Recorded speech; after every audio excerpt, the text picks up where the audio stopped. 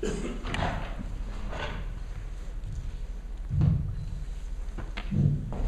my name is Martin Evans, a former professor.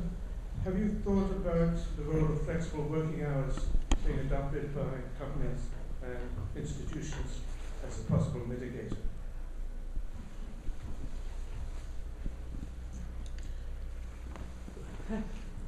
You know, it's interesting watching the presentations because there are a lot of analogies to the electric situation. We have a peaking problem, right? So if you peak shift, then you know, if it saves us the capacity, in other words, if we can get people to drive in at different times and then we don't build bigger roads, that helps. I mean, that's what you do with on the electric side, right? You peak shift and then you don't build the generating stations.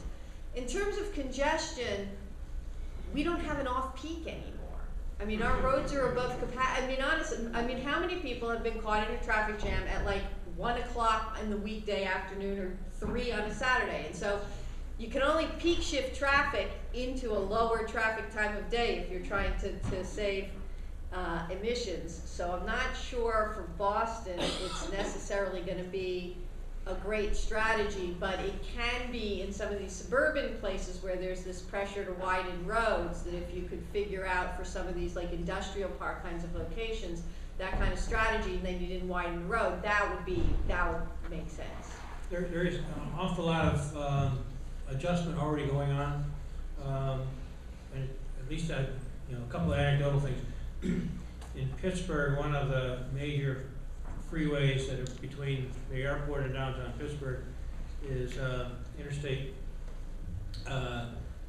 376, and that road now is pretty much full going both ways during the peaks, where before it was in the morning and out in the evening, and so part of it's just dispersal development.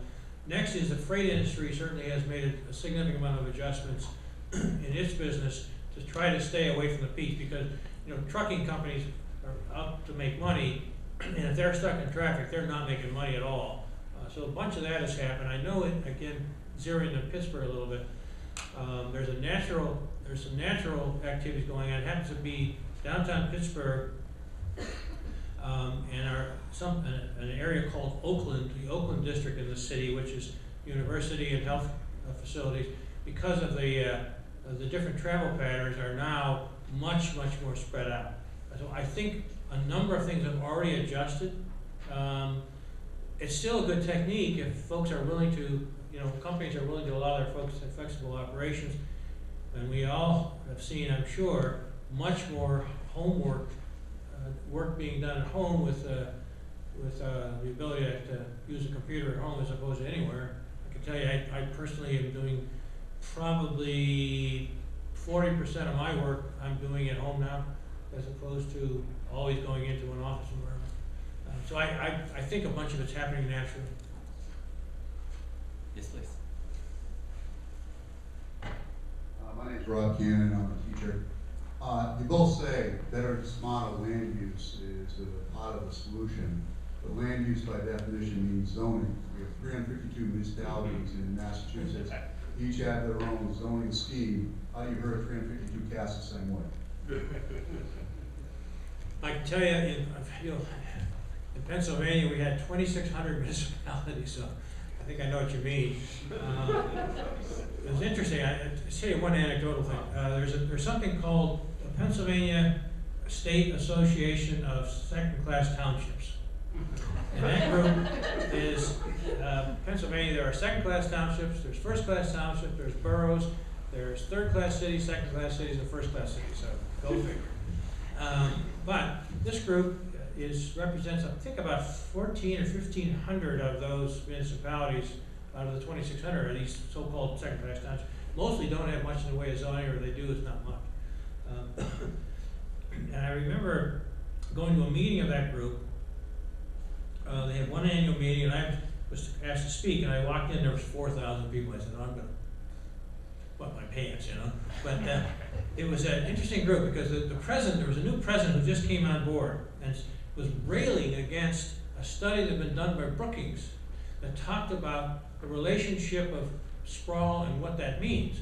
And this woman was just, I can't tell you, she was so upset. She said, they can go pound salt. We get to, you know, we, the leaders of these municipalities, we get to protect our community. But one of the things we, you know, what we have is, however, all these city folks come into our neighborhood. I don't know what we're gonna do about that. So I think part of it, at least in my working with my own folks at, when I worked at the Department of Transportation, was meeting with these communities and saying, what are your values? And, you know, what's important to your community? And mostly preserving, you know, some kind of a set of community values is a place at least to start. You know, that doesn't now take care of and have a uniform set of zoning requirements, but at least it's a place to start, you know, trying to explore the idea, how best can you spend what little dollars you have, whether it's public dollars in housing or other areas, or whether, in my case, with familiarity with transportation. At least that was a way for me to start a conversation. I can tell you that. I think my people are doing the same thing. Having spent a lot of time in zoning battles, here's the good news, I think, for Massachusetts anyway. So we're not actually growing very much as a state. Our population isn't growing very quickly, and our jobs aren't growing very quickly. It's becoming more of a zero-sum game. And there are a growing number of municipalities who actually see creating dense urban walkable places with nice, you know, restaurants and evening amenities as a economic development strategy. So Somerville is in the middle of completely rezoning itself around what will be the new Green Line stations. They've already adopted a new plan. Kendall Square, I don't know if you saw it, Globe had a great article, has added 4 million square feet of development and reduced traffic congestion simultaneously by relying on transit and walkability. And so, and has upzoned around both Kendall and Central Square. So the truth is that we can fit an immense proportion of the job growth in the transit-served, denser communities that seem willing to change land use. And while you cannot stop communities from zoning themselves any way they want to zone themselves, the truth is the demand for kind of detached colonials and office park space is not there. The vacancy rates are incredibly high on the commercial side. The homes aren't selling. And so a combination of shifts in market, shifts in demographic, and the fact that we do have communities that are willing to do it just means that, you know, ultimately we have the ability to put more people living and working near transit and in walkable communities without, you know, making all 351 cities and towns change their zoning. The last piece of that is you can't tell them how to zone, but you can certainly stop subsidizing it. So if we just don't build off ramps and, you know, added lanes and new capacity with taxpayer money and reward communities for bad zoning, some of the bad zoning won't happen because it actually depends on, you know, that extra piece of infrastructure that the state is paying for, and they should just get out of business.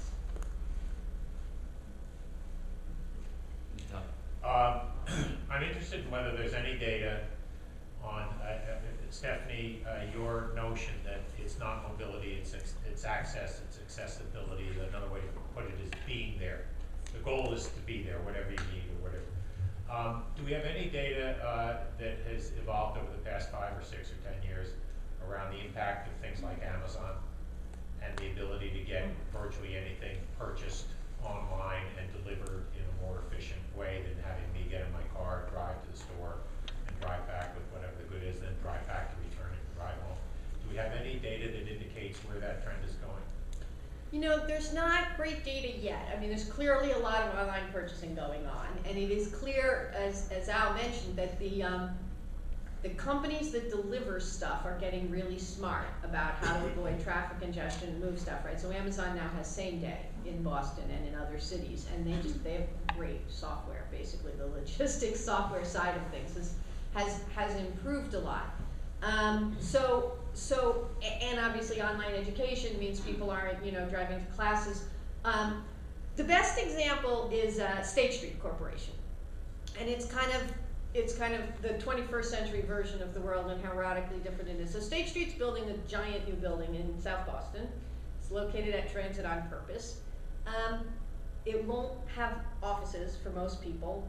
It's mostly shared workspaces, and people will only come in on the days that they need to be there, and they'll mostly use transit on those days, and they'll have flexible hours, and, you know, they will have way more people, you know, per square foot, and the carbon footprint of that building, which will also be LEED Gold or Platinum or something wonderful, is going to be, you know, much smaller because because the number of people who work there and the number of people who are there on any given day are gonna be two very different numbers. And so I think that there's a series of changes that are occurring in which travel is not, it's not, telecommuting means you can work without traveling, online education means you can learn without traveling, Amazon means you can do retail without traveling. So we need to capture those. But I do think that, when we look at the numbers and we see the VMT is coming down, but economic growth is going up, I think that's the beginnings of part of that is an explanation. We just can't prove it yet. There's a doctoral candidate who has applied for a job at a faculty position at Carnegie Mellon, who was interviewing on Monday, and she was from the University of Washington, and talking about a study that she's doing, looking at simply home to grocery shopping trips, and saying, well, could you replace all those home to shopping trips with one sort of circulator delivery system, and what would it mean in terms of greenhouse gas reduction and so on? Numbers show startling reductions. She said as she was undertaking this research, which she's still trying to complete, she said Amazon, in fact, as Doug mentioned, Amazon, in fact, has started a pilot service in Seattle to see, in fact, if they could do delivery of grocery goods. The notion is they set something up because they're so darn good at the warehousing and transportation side. They said if you place an order with us by midnight, we will have it on your doorstep at 6 o'clock in the morning if that's what you want. And so they're testing it out, and she's trying to learn from this experience. And then she found out that Amazon is not using refrigerated trucks to deliver this stuff. They're using packaging, but they're packing it in dry ice, which is CO2, right? So, not sure where all that's going, but we'll see if there's a market. Joe? Two kind of related questions about the feasibility of public transportation in some cities and the direction we're going. So one is something you've talked about, Stephanie, that do these bike systems really increase or decrease traffic? Isn't it mostly displacing walking and using the T or public transportation systems? And secondly, a question is that most cities don't have the density to support public transportation, leaving buses the only system. So what do you think about bus rapid transit expanding significantly in the US? Both great questions. On the first question, the Hubway bike rental system in Massachusetts was explicitly designed to solve what transit planners call the last mile problem, which is one of the main reasons that people, even in dense cities, don't use transit, is that when they get to the nearest stop to where they're going, it's just a little farther than they want to walk. So the way that a system like the Hubway actually does change the carbon footprint over time is that someone who would have driven all the way into a meeting in the city says, well, I'll take commuter rail to South Station, then I'll hop on the bike because my meeting is a mile and a half from South Station. I'm not going to walk a mile and a half, and there's not a really great bus route, or the bus only runs every half hour, but the bike's right there. So the data from cities with more mature systems are that the first year or two it just cannibalizes, and in particular it actually, more than walking, cannibalizes buses. Because I guarantee you that anybody in decent shape can beat an MBTA bus on a Hubway bike.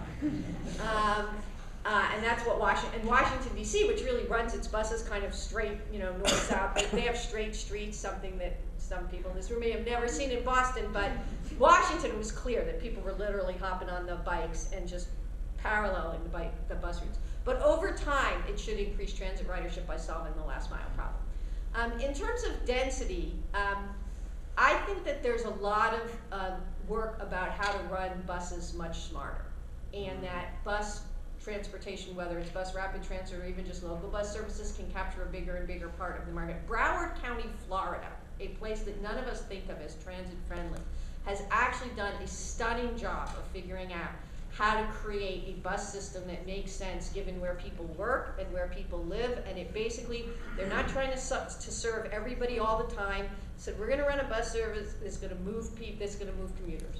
We know where the big employers are, we know where people's homes are, we know what time shift changes occur. We can actually run mostly full buses in a very low-density county. And we have so much better mapping software and so much better logistics software.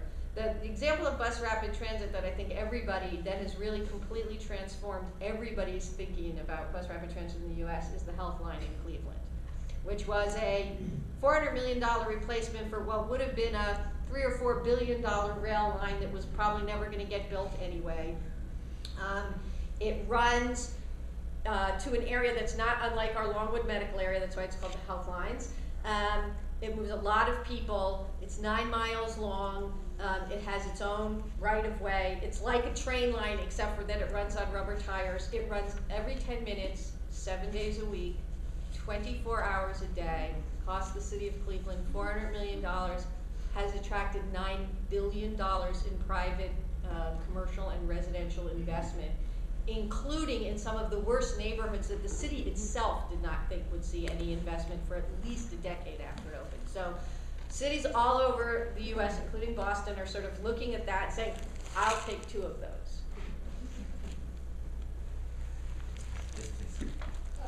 Steph, we all know how much the economics of transit. We all know what the economics of transit are, and you know what the budget deficit is, and how much we need to repair every day. So that's the concern that I have in terms of how you can expand public transportation so that you really have access to, for the schools, for the hospitals, for everything. And just look at trying to get people to Mass General or to the Brigham and live in Everett and Freddie's program for the Circle.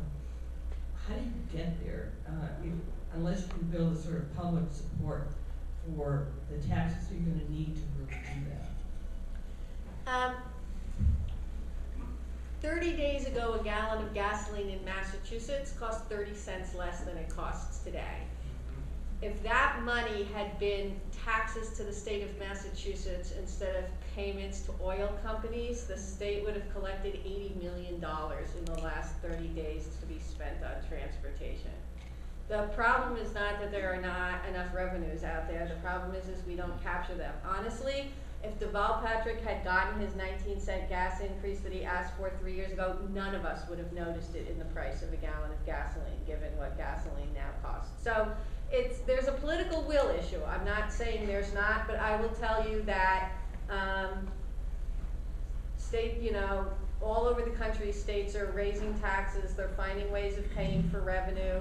I will tell you that the private sector, so New Balance, in order to make their land in Brighton Landing developable and valuable, has not only committed to building a new T station, they have committed to setting aside in an endowment the lifetime operating and maintenance costs of that station that will go to the T. It is free to the MBTA, and it is worth it to that private company because without access, land has less value. And so that's the other thing is we give people, the taxpayers who pay for whether it's a highway or a transit system, we give people value and we don't capture.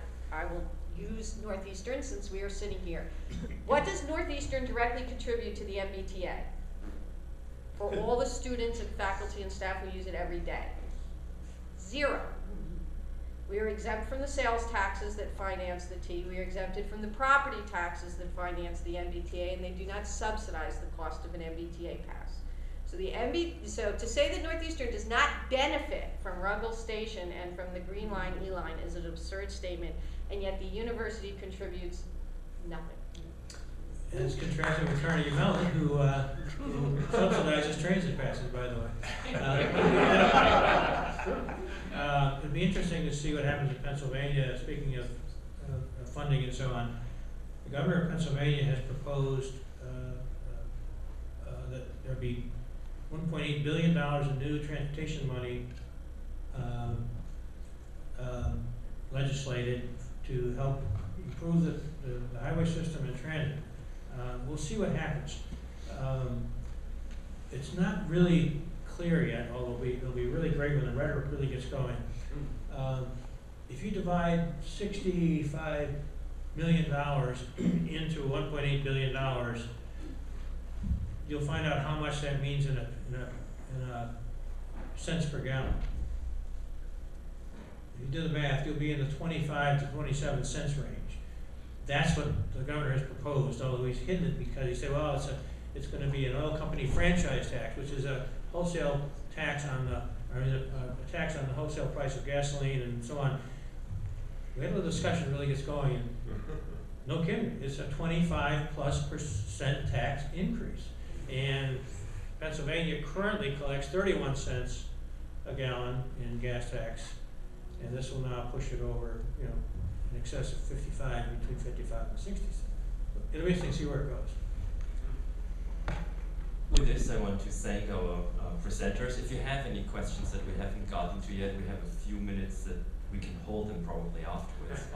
So come to the front. I do want to thank you all for being here. I also want to alert you to the next presentation here at the Open Classroom, which will specifically focus on fission and fraction technologies and their role in helping or not prepare us for the impending climate challenges.